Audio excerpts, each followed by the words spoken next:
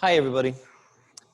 So today we're going to talk about one of the more important things on keeping a back healthy.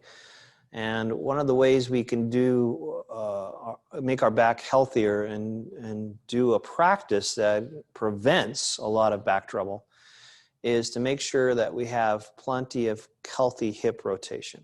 Now, hip rotation, as you probably know, is we can turn our thigh bone inward, that is internal rotation.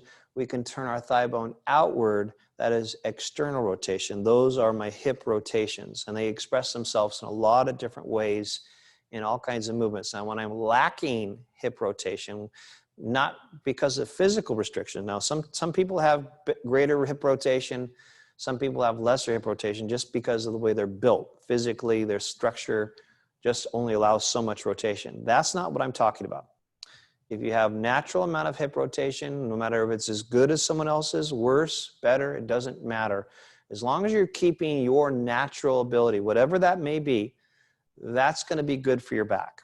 It's when we allow whatever we can do naturally, whatever our range of motion happens to be, to become less through tightness and weakness of muscle tissue. That's when we get into trouble. That's when our back especially when we're walking, that's when our back has to do things it doesn't normally have to do because there's a lack of range of motion that our hips should provide for us, which translates as more stress, especially to my lumbar spine and my pelvis area. And that's why one of the areas we have the most dysfunction in this, at least in this country, is S1 through L5. So we've got L1 through L5 and S1. Those are the areas that are the biggest hit with back troubles. Now, it's not just hip rotation. Obviously, there are other reasons that create back troubles, but a good proportion of them is a lack of hip rotation because we've just allowed ourselves to get too tight.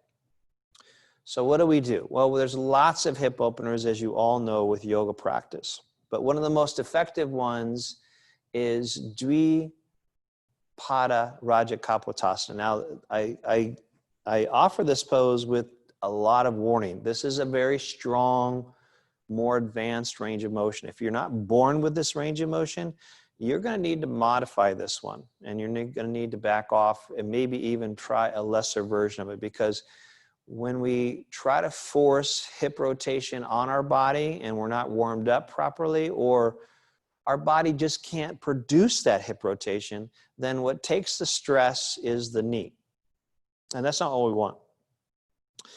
Because my hip turns so much one way or the other, when I get to my tight spot and I can't push it any farther past the tight spot, my knee starts to take more and more and more of the stress. And that's not what we want. That is going to lead to other injuries, which we don't want. That's not what we want. So let's keep in mind, this is common sense. What I'm going to demonstrate here may or may not work for your body. So you're going to modify it, okay? So let's come into a comfortable seated position.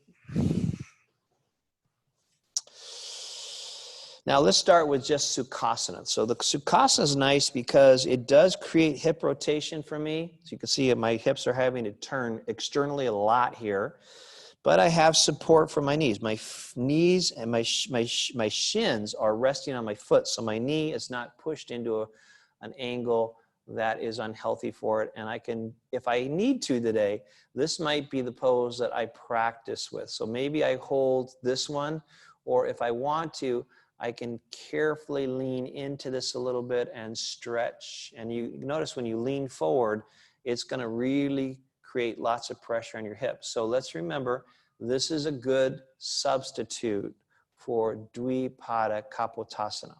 Now, however, if we're feeling warmed up and we have healthy hip rotation, we want to maintain it, we might want to consider Dwipada Rajakapotasana. So let's bring the right shin out about parallel with us, and let's make sure we're dorsiflexing. So there's two ranges of motion in your feet that'll keep your knee healthy. We want to protect our plantar flexion and our dorsiflexion. Let me see if you can see this. Plantar flexion looks like that, dorsiflexion looks like that, okay? So I'm going to put my right foot in dorsiflexion. My shin's parallel. Now, if it's okay on my knee, I'm going to move not into the cross leg, but I'm going to take my left leg and place it on top. Now, what's nice about this pose is it's going to explore pretty intense hip rotation, and you can get to the meat of the matter really quick with this particular pose. Just sitting in it is pretty intense. So if you're kind of not used to this type of hip opener, this is going to be a challenge for you. Dorsiflex both feet to keep the shin bone kind of lined up at the bottom of the knee joint, lined up. Now, there is a turning here that happens in my knees. It's okay. There's a certain amount of rotation that's okay for your knees to endure. It's not going to hurt your knee. It's when it becomes excessive. If I was really tight and forcing my body into this, then we have problems. We start to twist the knee excessively.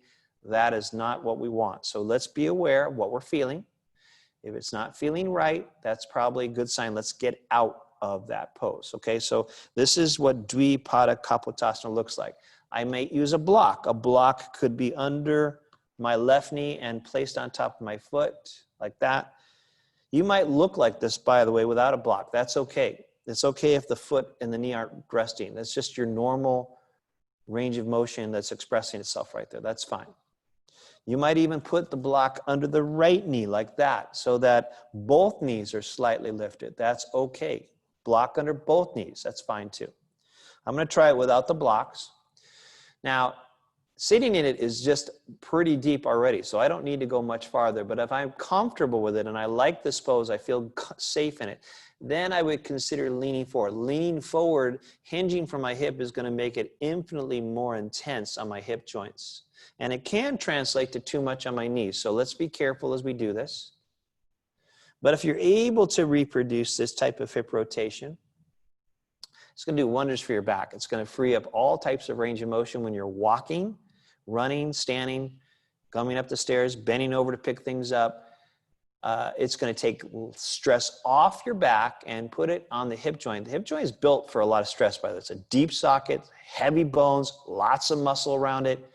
It's made to do a lot of work for you. And when it gets excessively tight, then that stress that should be on your hip is translated on your lower back. So we do this type of maintenance to prevent excessive stress on our lower back. So this is why we want to free up our hips regularly. And we just want to pay attention to our knees like I mentioned. Let's try the other side. So left leg, same thing. I would go on the floor first. My right foot would place on top. I dorsiflex my feet and I move gently into the pose. Maybe I have a support here like that. And again, I can just stay here, or I can lean forward into it. Now, leaning forward, again, be careful. Be aware. We don't want to feel pain in our knees, okay? The pressure's in our hips. Leaning forward is going to make it much more intense. Ideally, for the healthier benefit of your back. That's what we're after. It's going to make your hips feel good too, by the way, when we're done with it. But most importantly is how it's going to affect my sacrum and my lower back, my S1 through L5. That's what I want to really create healthier range of motion for. And if I can create healthier hip rotation, it's going to be all the better for my back, okay? Again, I'm not telling you to go past what's normal for you. Don't do that. We all have different levels of hip rotation, even from side to side. It's different for me side to side. It's going to be different for you. So we don't force. We use our common sense. But we might want to incorporate this beautiful pose into our practice to help our hips be healthier so that our back is nice and stable. Thank you so much for your attention, everybody. Enjoy your practice. I'll see you on the mat.